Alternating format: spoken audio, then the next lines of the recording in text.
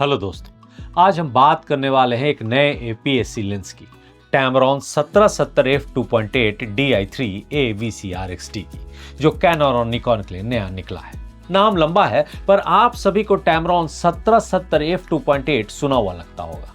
जी हाँ, क्योंकि Tamron 1770 f2.8 Soni एपीएस-सी के लिए कुछ साल पहले लॉन्च किया गया और सोनी में इसकी परफॉर्मेंस शानदार रही और सेल्स इतनी हिट रही कि आज भी ये सोनी यूजर्स के थर्ड पार्टी लेंसेज की कैटेगरी में टॉप प्रायोरिटी में रैंक करता है।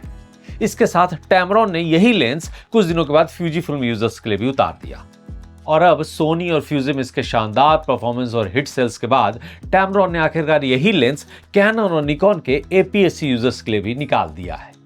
तो ये लेंस कैसा है?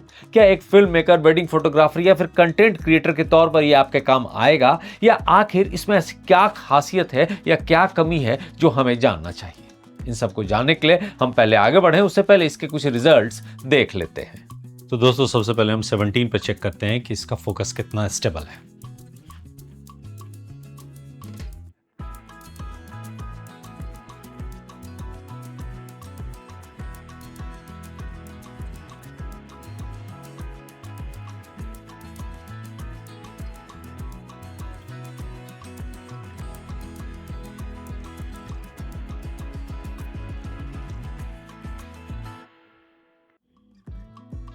अब इसी को 70 पे चेक करते हैं।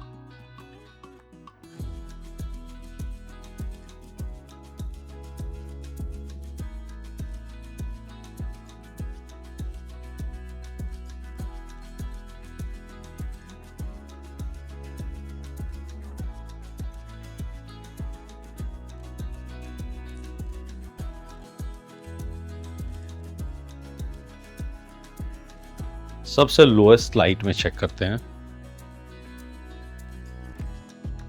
f2.8 पर ये क्या लेता है। ये 17 mm है और 17 mm में जितना दिख रहा हूँ आपको 2.8 पर, और ये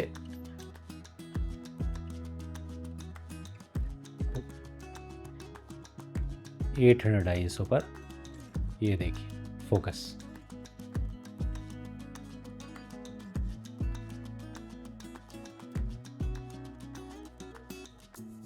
तो दोस्तों, रिजल्ट्स कैसे लगे?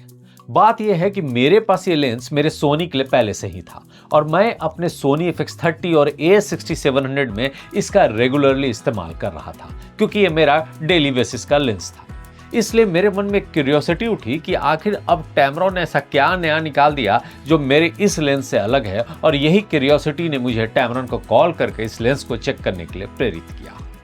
दोस्तों, अब शुरू करूं उससे पहले मैं आपको ये बता दूं कि टैमरॉन ने ये भले लेंस हमें टेस्ट करने के लिए दिया हो, पर ना तो वो इसके स्पॉन्सर हैं और ना ही इस वीडियो को उन्होंने रिलीज से पहले देखा है। अब अगर आप हमारे नए व्यूअर हैं तो प्लीज सब्सक्राइब और बेल आइकन को जरूर प्रेस कर लें ताकि हमारे अपडेट्स आपको सही समय पर मिल सके।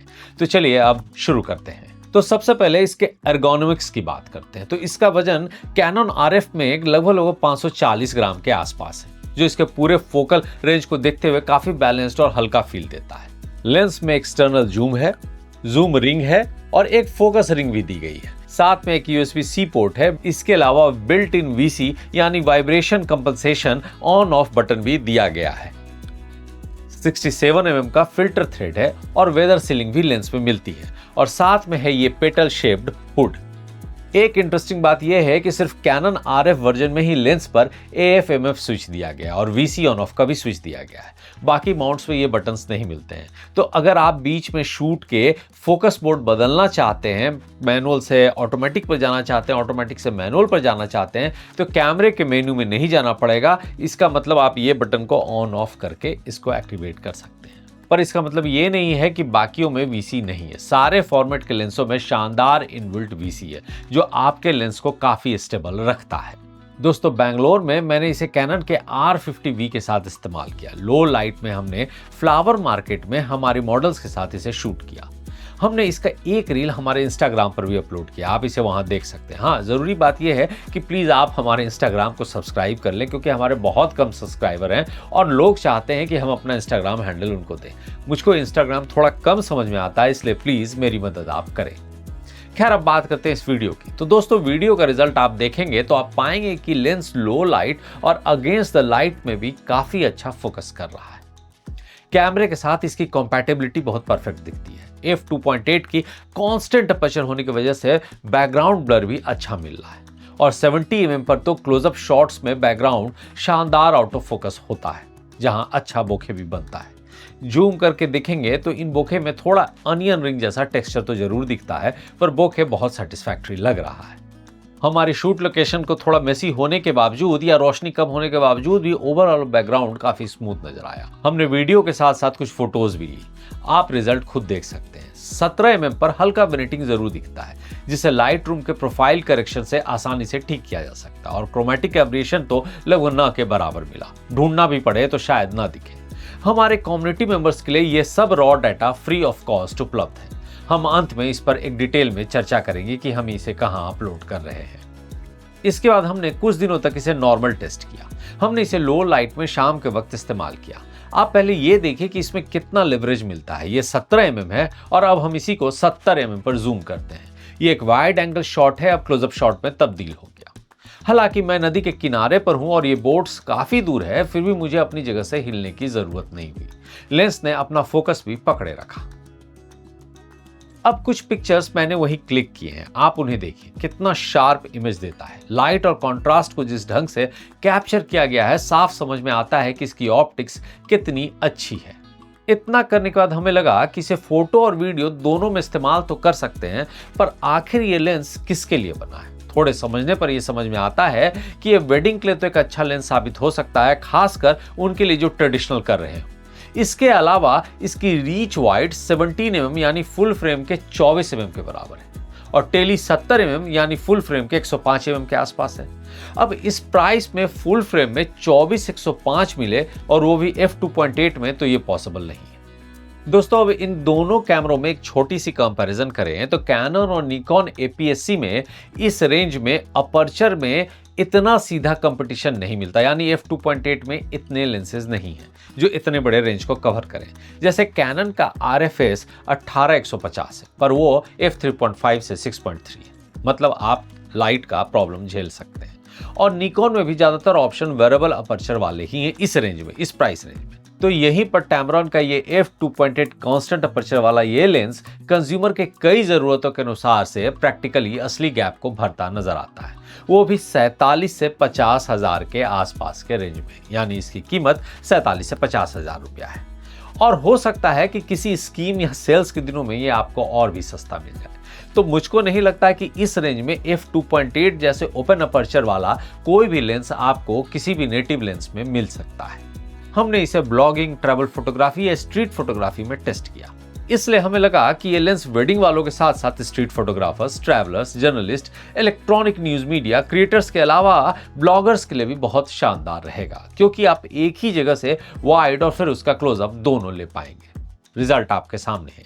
ये इस्तेमाल में इतना आसान है कि हमने कैनन R7 जो कि कैनन का APS-C फ्लैगशिप कैमरा है उसमें भी इसे इस्तेमाल किया और हमने हमारी मॉडल अंकिता को भी इसे इस्तेमाल करने को दिया। हालांकि अंकिता ने पहली बार किसी कैमरे का इस्तेमाल किया था, पर अंकिता के कैमरे के आए रिजल्ट्स ने हमें हतप्रभ कर दिया। हमने इसका भी एक रील इंस्टाग्राम पर अपलोड किया, आप चाहें तो वहां से देख सकते हैं। वहां हमने सोनी के 1770 का इस्तेमाल अंकिता के हाथ में लिए गए कैनन के 1770 को शूट करने के लिए किया था। तो आप दोनों 1770 का यूज एक बार में देख सकते हैं और दोनों की यूटिलिटी समझ सकते हैं। अब अंकिता के फोटोज का रिजल्ट देखने के बाद हमने अंकिता से पूछा कि आपने ऐसे कैसे किया, तो उन्होंने कहा कि सर मैंने कुछ किया नहीं है, लेंस ने तुरंत बटन प्रेस करते ही सब्जेक्ट को फोकस कर लिया था, मुझे तो सिर्फ क्लिक करना पड़ा जैसा आपने समझाया था। मैं समझ गया कि स्टेपिंग मोटर की वजह से ऑटो फोकस काफी फास्ट और स्नैपी है और मूविंग सब्जेक्ट को भी लॉक में बनाए रखता है। अब टैमरॉन की एक वो गलती जिससे मेरा दिल तो जरूर दुखा। जी हाँ, हमारे पुराने लेंस में कोई भी USB-C पोर्ट नहीं था, यानी मेरे सोनी वाले 1770 में कोई भी USB-C पोर्ट नहीं है, जिससे हम टैमरॉन के इस लेंस को लेंस यूटिलिटी ऐप के जरिए इस्तेमाल कर सकें। दोस्तों शायद आपको पता नहीं है कि TLU के इस्तेमाल के बाद मैं जब भी ट्राइपॉड पर कैमरे को लगाता हूं, मुझे आदत सी पड़ गई है कि मैं अपने मोबाइल से कनेक्ट करके इसके फोकस को एडजस्ट करता हूं, क्योंकि इसमें बहुत प्रिसाइज फोकस एडजस्ट होता है। अगर आपको TLU के बारे में ज्यादा जानकारी नहीं है तो मैं बता दूं कि TLU का एक पुराना डिटेल वीडियो हमारे चैनल पर भी है, आप ऊपर दिए गए लिंक से इसे डिटेल में देख सकते हैं। आप भी ये समझेंगे कि कितनी रेवोल्यूशनरी चीज है और इसकी जरूरत कितनी पड़ने वाली है।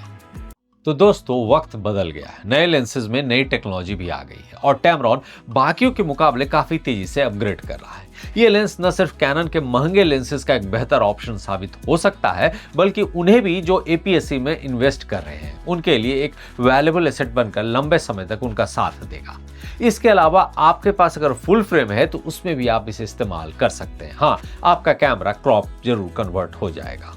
विदाउट सीलिंग की वजह से लेंस की ड्यूरेबिलिटी अच्छी है, इसलिए आप इसे किसी भी सीजन में आराम से इस्तेमाल कर सकते हैं। तो मेरा कंक्लूजन यही है कि अगर आपको एक अच्छी रीच चाहिए, वो भी कैनन, सोनी, फ्यूजी और निकॉन के एपीएससी में और उसके थर्ड पार्टी लेंसेज में, तो आराम से टैमरॉन का 1770 f2.8 ले सकते हैं। रिजल्ट आपको सेटिस्फाइड जरूर करेगा। इसके अलावा टैमरॉन की सर्विस भी बहुत ही अच्छी है, ये आप खुद भी एक्सपीरियंस कर सकते हैं। अब आप में से जो भी हमारे कम्युनिटी मेंबर हैं उनके लिए मैं इसकी कुछ लॉग वीडियो और रॉ फोटोज अपलोड कर दे रहा हूं। आप चाहें तो उसे वहां से डाउनलोड कर सकते हैं और खुद प्रैक्टिस करके लेंस की क्वालिटी जज कर सकते हैं। जिन भी कम्युनिटी मेंबर्स के डाउनलोड में समस्या आ रही है वो प्लीज हमें मैसेज करें, हम उनकी समस्या का समाधान करेंगे। तो दोस्तों ये था टैमरॉन का 1770 f2.8 APSC lens for Canon और निकॉन।